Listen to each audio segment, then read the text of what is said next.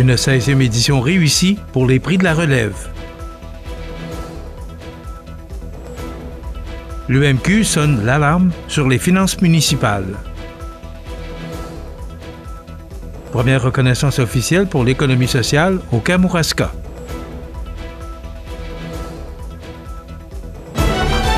Vendredi 8 mai 2026. Bonjour mesdames et messieurs et bienvenue à votre bulletin d'actualité sur le réseau de télévision CMA TV. La relève entrepreneuriale a été célébrée jeudi soir à l'occasion de la 16e édition des prix de la relève présentée à la salle Promutuelle Assurance des Arts-de-la-Seine de Montmagny. Plus de 130 personnes ont pris part à l'événement, une initiative de Madeleine visant à mettre en lumière le dynamisme entrepreneurial dans les régions de Montmagny, Lillet et Bellechasse. Depuis sa création en 2009, le concours récompense des entrepreneurs qui assurent la continuité d'entreprises existantes ou qui se démarquent par le lancement de nouveaux projets d'affaires. Cette année encore, plusieurs prix ont été remis dans les catégories relève d'entreprise et nouvelles entreprises. Depuis 2009, les prix de la relève permettent de souligner, concrètement, le dynamisme et l'audace des entrepreneurs de notre région. En mettant en valeur leur parcours inspirant, nous encourageons non seulement la continuité des entreprises existantes, mais aussi l'émergence de nouveaux projets porteurs pour l'avenir économique de Montmagny, Lillet et Bellechasse, affirme Simon Chouinard. Dans la catégorie relève d'entreprise, les honneurs ont été attribués à Kevin Michael Lévesque de Montmagny Mazda, ainsi qu'à Mario Van Telgen de Le Ricano Incorporé. Du côté des nouvelles entreprises, le prix a été remis à Sylvie Dubé de Papillon Givré. Chacun des lauréats principaux a reçu une bourse de 3 000 $ ainsi que 2 000 $ en services offerts par Mallette. Le jury a également remis un prix coup de cœur à Vincent Bélanger de la résidence funéraire Boulanger. Avant la remise des prix, les finalistes ont aussi participé à une activité exclusive et à un panel réunissant des membres du jury issus du milieu des affaires régionales. Les municipalités du Québec font face à une pression financière grandissante, alors que leurs responsabilités augmentent plus rapidement que leurs revenus. C'est ce que révèle une nouvelle étude commandée par l'Union des municipalités du Québec et réalisée par la firme Aviseo. Selon l'étude, les villes et municipalités devront composer avec un manque à gagner d'au moins 9 milliards de dollars d'ici 2035 pour répondre aux besoins liés aux infrastructures et aux services à la population. Ce déficit pourrait même atteindre plusieurs dizaines de milliards de dollars si aucune mesure n'est prise.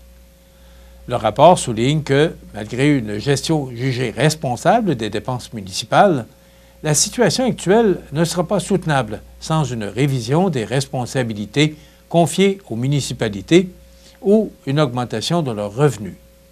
À elles seules, les municipalités financent déjà près des 2/3 des infrastructures publiques. Sur le terrain, les conséquences se font déjà sentir, affirme l'UMQ. Les nids de poules se multiplient, les bris d'aqueduc sont plus fréquents et certains services connaissent des délais plus longs. Les infrastructures vieillissent rapidement alors que les coûts de construction continuent d'augmenter. Les municipalités doivent également composer avec de nouvelles responsabilités, notamment en matière d'itinérance, d'habitation et d'adaptation au changement climatique. Quand une municipalité doit choisir entre réparer une conduite d'eau ou maintenir un service essentiel, c'est ce qu'on a un problème de modèle. Nous sommes devenus la première ligne pour l'itinérance et les changements climatiques, en plus de devoir gérer un parc d'infrastructures vieillissantes avec des coûts de construction qui explosent. On ne peut plus faire avec moins, affirme Guillaume Tremblay, président de l'UMQ et maire de Mascouche.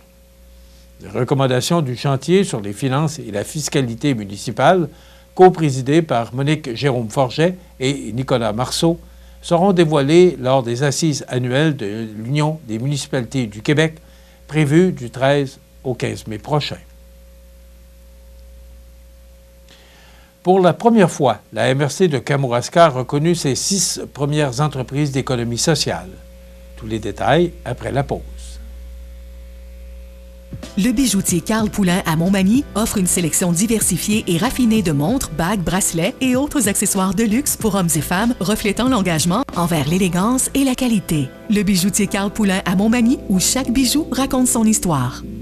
Au Canada, entre avril et novembre, l'hirondelle rustique fait son nid sur des constructions humaines.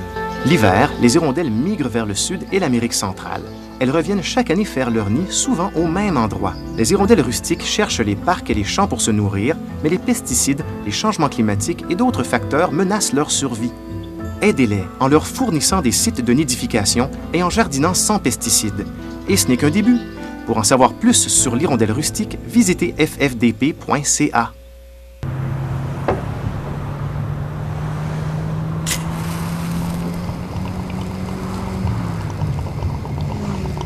Je pense que tu conduis mieux quand t'es défoncé. Pense-y 2 fois. Au volant, pas d'alcool, pas de drogue, pas de victimes. Un message de MAD Canada. Vous regardez CEMA TV, le réseau de l'information sur la Côte-du-Sud.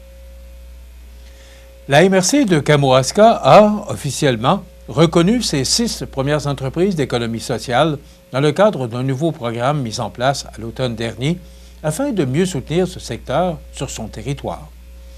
Cette démarche s'inscrit dans un cadre d'intervention élaboré par la MRC et fondée sur 4 principes considérés comme essentiels dans le milieu de l'économie sociale au Québec, dont celui de la rentabilité sociale, l'ancrage local, la gouvernance démocratique et la posture entrepreneuriale.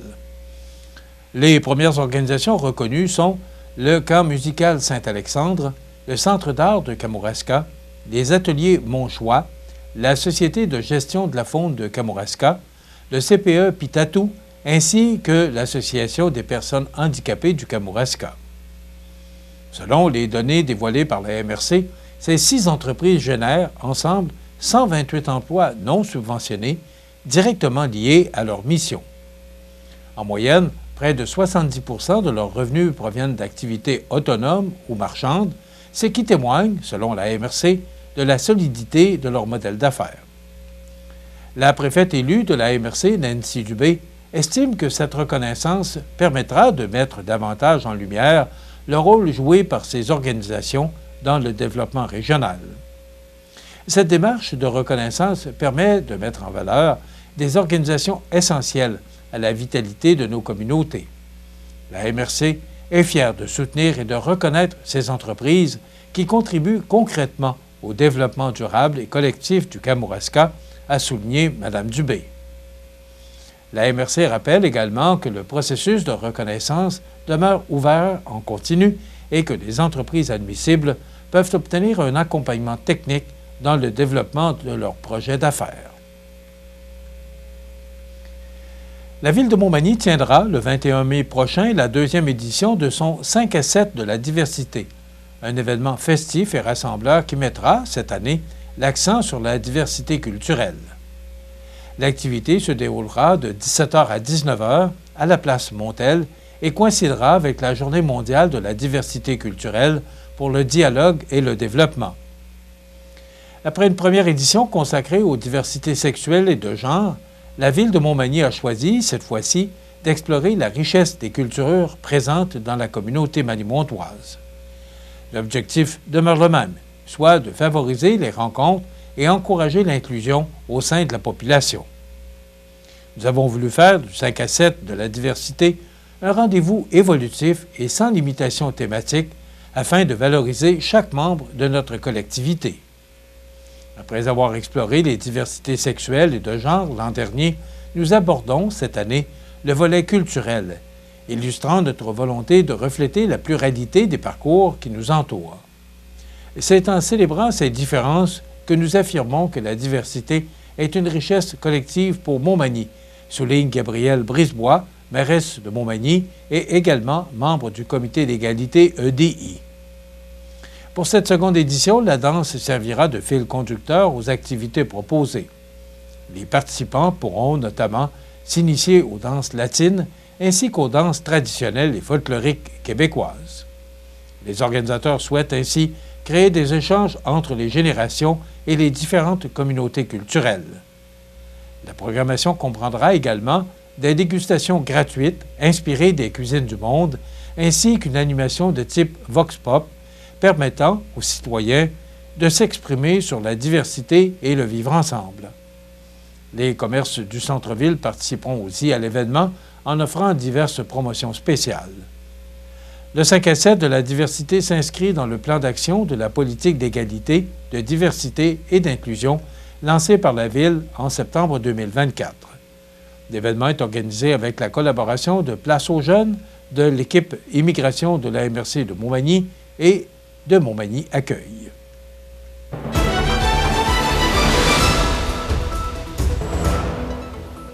Au sport, le Club Richelieu-Montmagny a remis une contribution financière de 4 900 $ à l'école secondaire Louis-Jacques Cazot afin de soutenir le développement des activités sportives offertes aux élèves.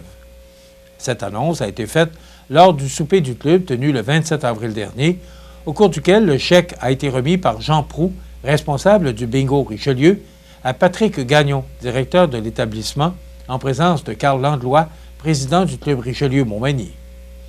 Cette contribution provient des profits générés par un bingo spécial organisé par le club, permettant ainsi de financer l'achat d'équipements sportifs destinés aux jeunes. Ces équipements contribueront à offrir un environnement propice à l'activité physique et à l'épanouissement des élèves de l'école. Par ce geste, le Club Richelieu-Montmagny poursuit sa mission de soutien à la jeunesse et à la vie scolaire en appuyant des initiatives locales favorisant le développement des jeunes. Le Club Richelieu-Montmagny est actif dans la communauté depuis plusieurs décennies, notamment par l'organisation d'activités de financement et le soutien à divers projets liés à l'éducation, au bien-être et à la jeunesse. Cet appui témoigne de l'engagement de l'organisation à encourager de saines habitudes de vie chez les élèves et à renforcer l'engagement scolaire grâce à des occasions sportives accessibles. Les fonds recueillis permettront notamment de compléter l'achat d'équipements sportifs variés, améliorant ainsi la qualité des infrastructures mises à la disposition des jeunes de l'établissement. Le Club Richelieu espère que cette contribution aura un effet concret et durable sur la motivation des élèves à pratiquer des activités physiques et à s'impliquer dans la vie scolaire. Par cette initiative, le Club Richelieu-Montmagny confirme, une fois de plus, son rôle de partenaire important du milieu scolaire à Montmagny et sa volonté de soutenir des générations futures. Un geste salué par les dirigeants de l'établissement et les élèves concernés directement. Enfin, la dernière saison du réseau du sport étudiant du Québec, le RZEC, aura été particulièrement fructueuse pour le programme de basketball des Phoenix de l'école polyvalente La Pocatière, alors que 3 de ces 7 équipes ont décroché les grands honneurs dans la région de Chaudière-Appalaches. D'abord, l'équipe Benjamin masculin Division 4, niveau 2, a réalisé une saison parfaite. Composée de joueurs de secondaire 1 et 2, la formation n'a subi aucune défaite en saison régulière, quand même, terminant avec une fiche impeccable de 12 victoires en autant de rencontres. Les jeunes athlètes ont également brillé hors du cadre scolaire en remportant un tournoi civil de Division 4 à Québec lors de la semaine de relâche. En série éliminatoire, ils ont poursuivi sur leur lancée avec 3 autres victoires, concluant leur parcours par un gain en finale du championnat. L'équipe, dirigée par l'entraîneuse Lisa McKay, a ainsi été sacrée championne de ligue et championne régionale. Du côté féminin, l'équipe Benjamin Division 4 niveau 3 a, elle aussi, connu une saison sans défaite. Sous la direction de l'entraîneur Simon Lévesque, la formation s'est imposée à chaque étape, malgré plusieurs matchs serrés et une forte opposition. Après des victoires en quart de finale et en demi-finale, les joueuses ont disputé la finale devant leurs partisans au gymnase de l'école. Elles ont su conclure leur saison de brillante façon en remportant le titre de championne de la Ligue. Enfin, l'équipe féminine a poursuivi une véritable dynastie. Championne à 3 reprises au cours des dernières saisons, la formation dirigée par Jean-François Millette a, une fois de plus, dominé sa catégorie. Avec une fiche de 10 victoires en 11 matchs en saison régulière, les joueuses de secondaire 3 à 5 ont ensuite ajouté les titres de championne de ligue et de championne régionale grâce à 3 victoires consécutives en série disputées à domicile. Ces résultats confirment la force et la constance du programme de basketball des Phoenix qui continue de se démarquer au sein du sport étudiant québécois. Voilà qui complète votre bulletin d'actualité de ce vendredi 8 mai. Dans un moment, les prévisions de la météo et le menu de cette émission du vendredi 8 mai. Dans quelques instants, Édouard Bérubé s'entretient avec Frédéric Corriveau et Louise Thibault sur l'effervescence du country à Montmagny. Bien sûr, il y aura les commentaires de fin d'émission, ce qui complétera la semaine de l'émission Bonjour Côte-du-Sud. Je vous souhaite donc une excellente émission à notre antenne.